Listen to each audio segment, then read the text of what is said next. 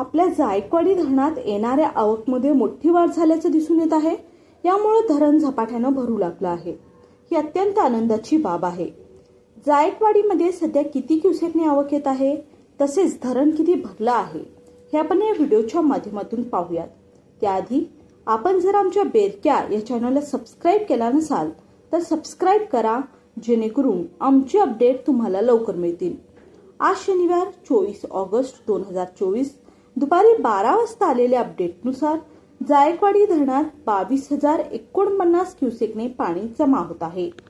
आज सकाळच्या तुलनेत आवक वाढली आहे।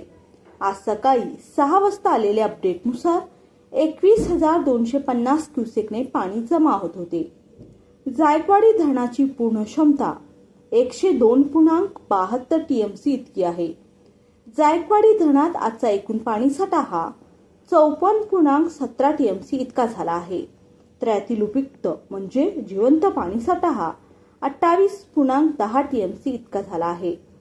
जायकवाडी धरण सध्या 36.66% भरले आहे।